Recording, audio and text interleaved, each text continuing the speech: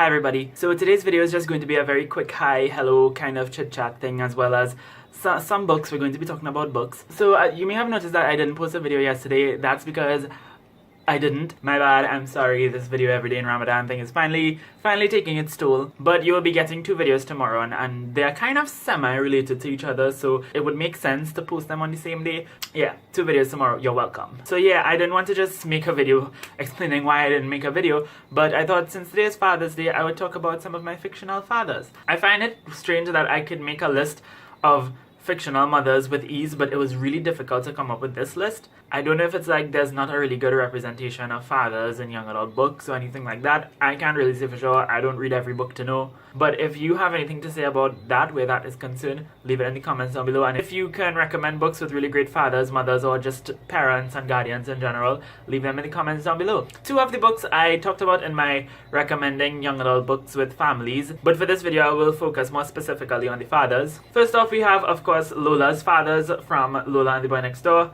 Lola has 2 fathers, and this is the first time I've ever seen a same-sex parental couple in a book before. One of her fathers is actually her biological uncle, because when her mother gave birth to her, she couldn't really take care of Lola, so she gave Lola to her brother and his husband to take care of her for her. I loved them. I thought they were really great, and I loved seeing that very different dynamic that I've never been able to see before. The mother kind of came back into the picture and was living with them for a while, so we got to see how that sort of influenced their relationship with each other. We got to see how the father, who wasn't her biological father, felt a little bit disconnected from the situation at times. We got to see how they kind of were stereotypical in a way, very protective, but also very, they obviously let her express herself. They have such a really cute and amazing relationship with her, and I absolutely loved seeing that in this book, and that was probably my favorite aspect of it, to be quite honest. The next father is, of course, Big Mav from The Hate You Give by Angie Thomas. Now, this is one of my new all-time faves, and one of the main reasons why I love this book is because of the family dynamic.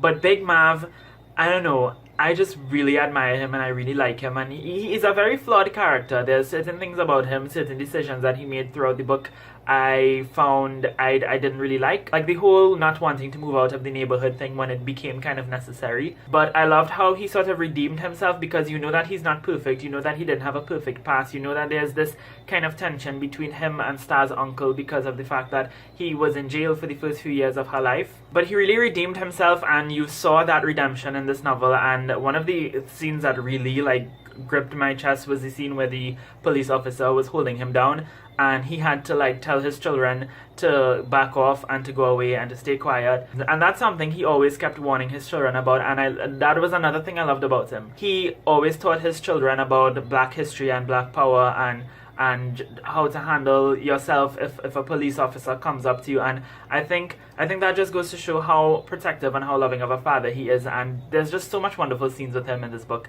that I loved. Next up, we have the father who crops up in Crest, the 3rd book in the Lunar Chronicles by Marissa Meyer. I won't really say who he was and who was his child, because that's kind of a spoiler, but I really love how he was always there for the team. He always helped them. He was part of the reason why they were able to survive and why Cinda was able to reach the point she reached. And it was really emotional coming down to the end when you know what happened and you know who was there, and she just found out and she didn't know throughout the entire thing. That was the only part of the book where I truly wanted to cry. It was just very awkward to see her standing there thinking, wow, that was my dad?